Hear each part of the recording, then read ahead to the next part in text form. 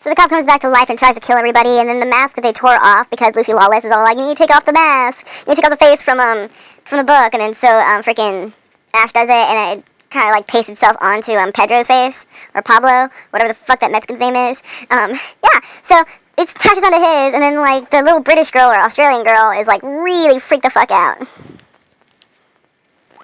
Oh yeah, Lucy Lawless wants to, like, unleash evil throughout the whole world. Because she owns the book. And wrote it, because we all know Lucy Lawless is Satan herself. Shit. The little British girl is still trying to figure out how all this is piecing together, which I totally understand why she's freaking out. I mean, like, if I was, like, hiking in the woods and my granola crunching fucking sister and her husband, and I was bored out of my mind, you know, I'd be a little bit, like, freaked out too, because it went from one extreme to another. It went from totally boring to, like, oh my god, what's going on? Am I high? Pablo's downstairs. And then Pablo is missing, and then he is downstairs in the fucking basement. It goes, choo choo choo! Never go in the basement.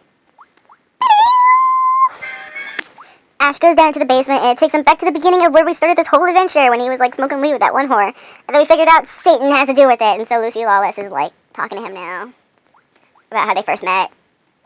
And of course, like Satan, she's, like, trying to tempt him, like, hey, join the dark side. You have steak in Jacksonville. And then he's stupid, and he tries to kill her right there, and he falls into the basement. And then it cuts to, the two girls stuck up there in the cabin, not in the basement, and they're trying to get all the way down to the basement, and the cabin's just fucking with them, like having the floors bleed and putting roaches down the British girl's pants, that kind of shit. A real homage to the first Evil Dead. She really does look like she belongs in the 70s, though. I like how Kelly's doing all this shit in, like, freaking high-heeled boots, too. I can't even wear high-heeled boots for one night. And Lucy Lawless is, like, having Pablo just, like, summon up all these fucking demons, and he's, like, giving birth to these demons through his mouth, and it's pretty gruesome. Then straight out of the reboot are, like, some really cringe-worthy moments, like, ouch, cringe-worthy moments. Nails are being flown everywhere from the house and stuck up from the freaking floorboards and through her feet. The British girl's feet. Kelly's all outside because she gets trapped outside. She calls out for Heather. She's like, Heather, come over here, you know? And then you just see blood trickle from under the door, and then you're like, okay, that's an indication that she is gone. And then the door flies open, and there's blood spewing all out of it. I'm all like, yep, she's definitely dead. I really like Kelly's look when she's covered in blood and dripping in rain. And angry.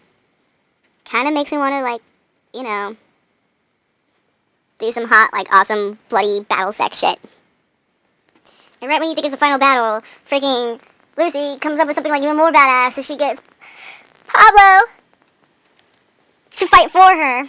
And Ash doesn't want to kill Pablo, but now he kind of has to. So, not to spoil the ending, but I think it's really sloppily written to open it up for a new season. But, hey, he gets what he wanted. I guess everyone wins. Yay! Question mark.